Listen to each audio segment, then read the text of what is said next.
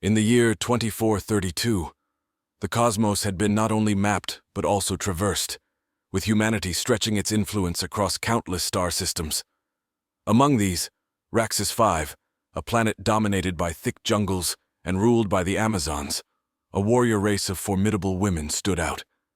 It was on this planet that Dr. Elliot Baxter found himself, though not by choice. His journey began as a scientific expedition, aimed at studying the unique flora of Raxus 5.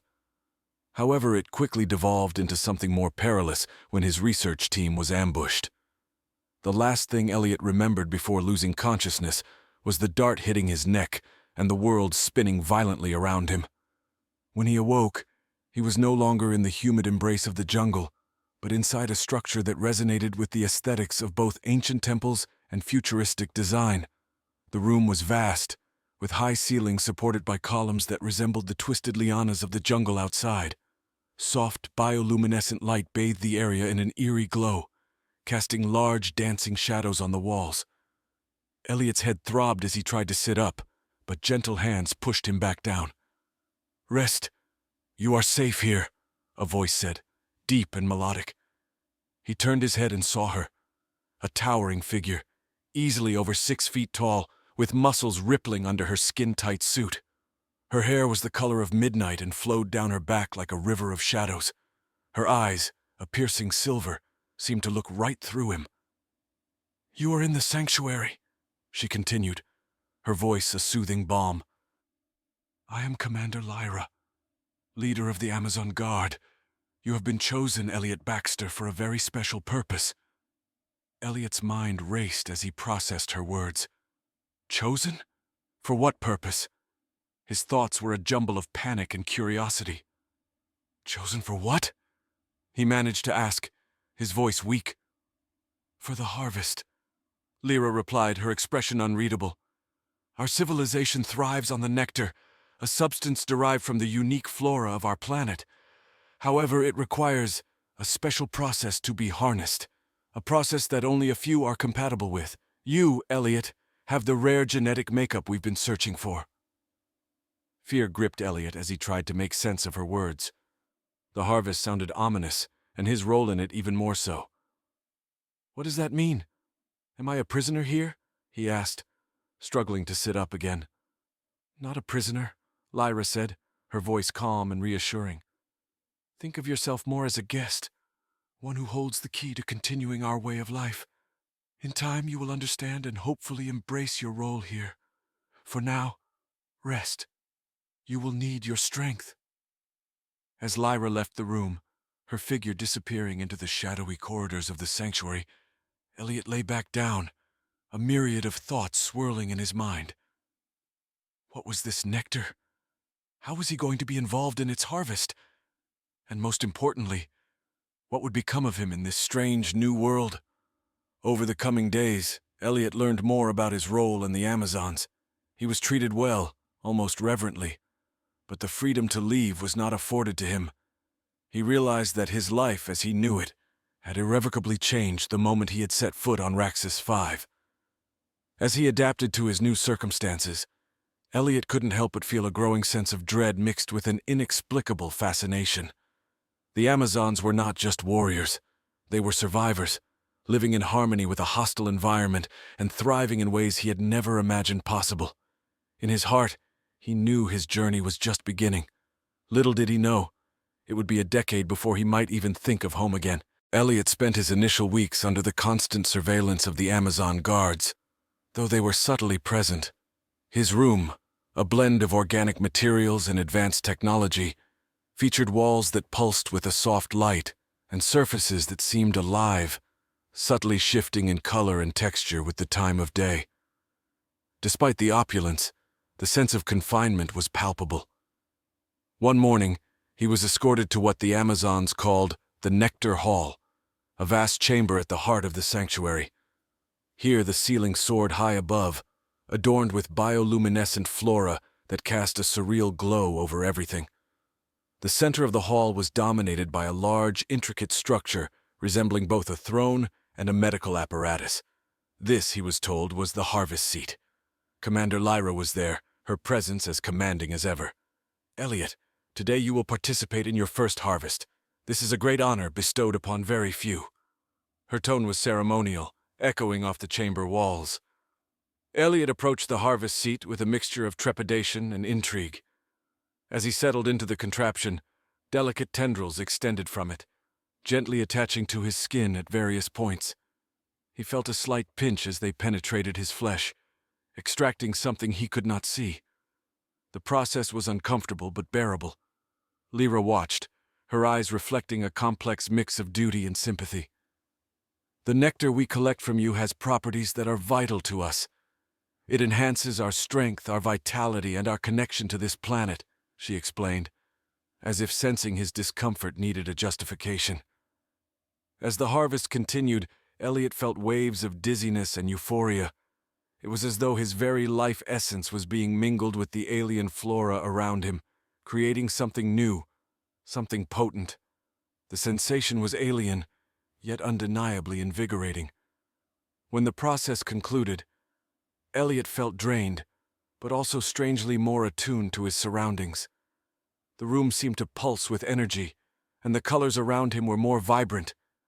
He noticed details he had never seen before, the subtle movement of the walls, the way the air vibrated with life. Over time, Elliot's routine became a blend of confinement and cooperation. He was allowed more freedom within the sanctuary, learning about its inhabitants and their culture. The Amazons were not merely warriors. They were scholars, scientists, and philosophers. Their society was matriarchal, deeply spiritual, and intricately linked to the ecosystem of Raxus 5. His interactions weren't limited to Lyra.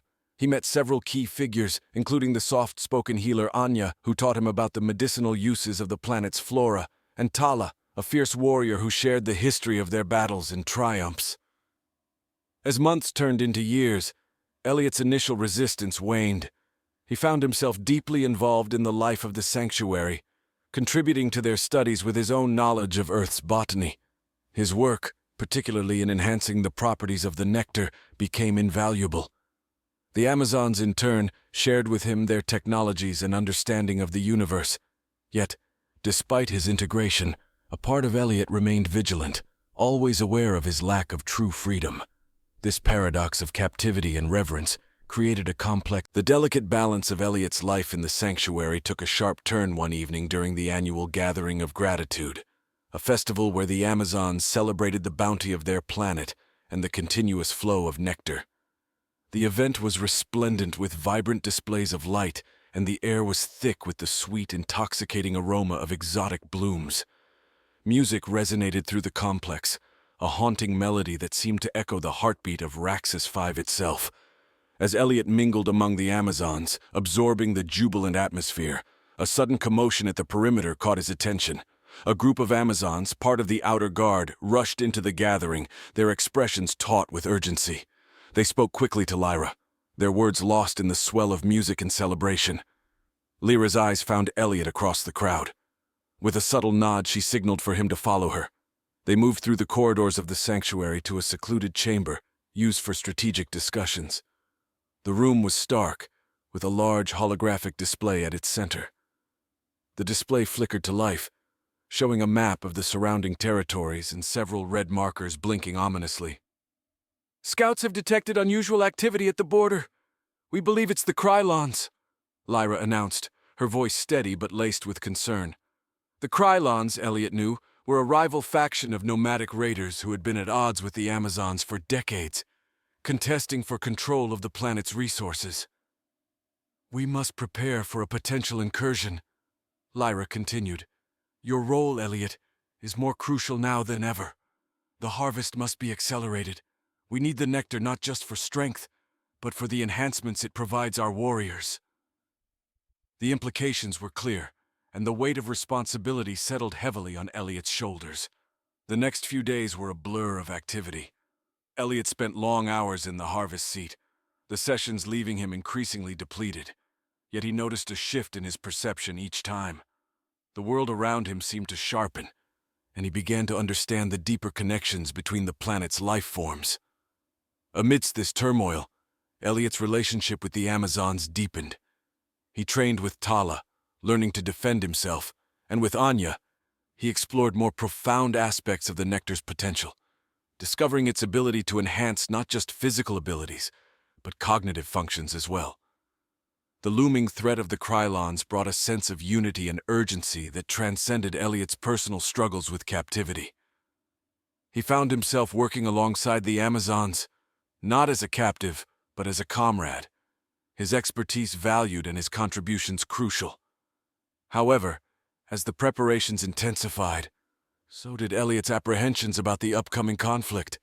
The sanctuary, once a place of scientific pursuit and quiet reflection, transformed into a fortress, bristling with defensive technologies and strategies.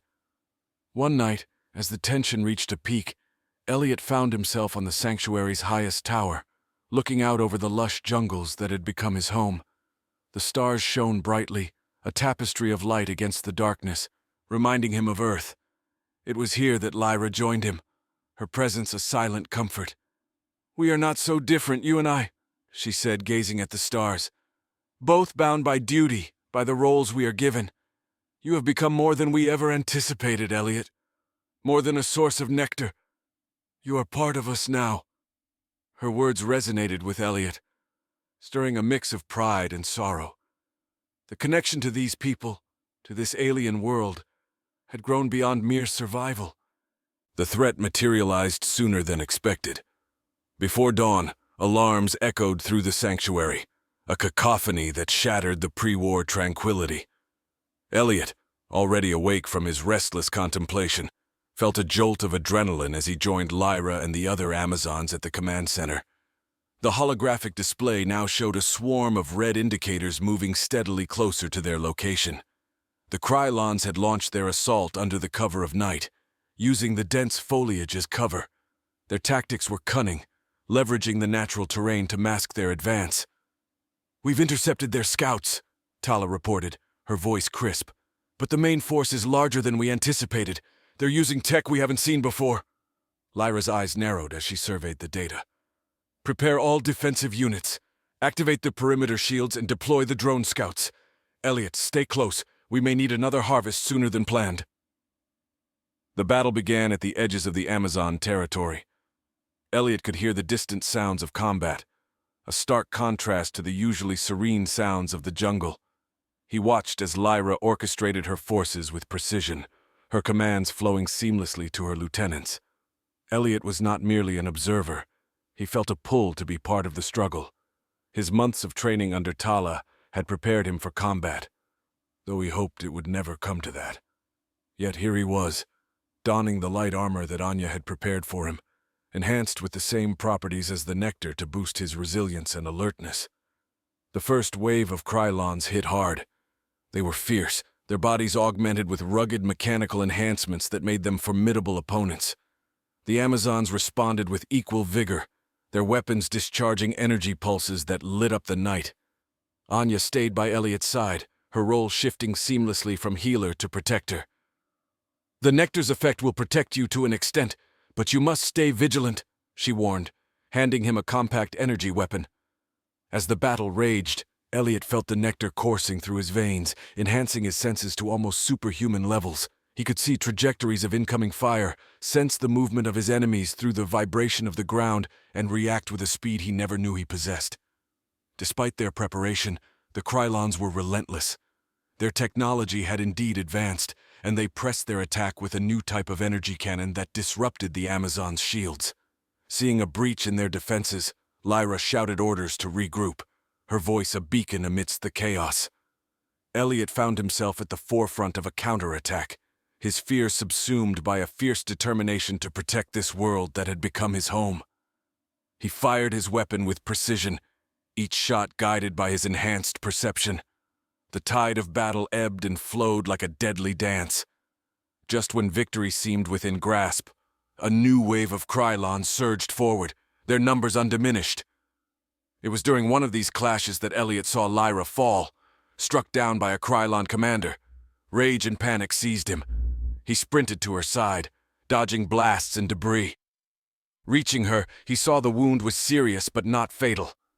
With Anya's help, they managed to stabilize her, but the fight was far from over. With Lyra incapacitated, command fell to Tala, who rallied the Amazons with a ferocious cry. "For the sanctuary!" she roared, and Elliot felt the resonance of her command in his soul. As dawn broke over Raxus 5, the battle reached its climax. With a desperate push, the Amazons leveraged their intimate knowledge of the jungle, turning the tide against the Krylons. Slowly, the invaders were pushed back. The aftermath of the battle brought a somber mood to the sanctuary. The cost had been high, with many valiant Amazons wounded or lost, and the damage to the environment was extensive. As Elliot walked through the once verdant areas now scarred by the conflict, his heart ached for both the people and the planet they fought so fiercely to protect.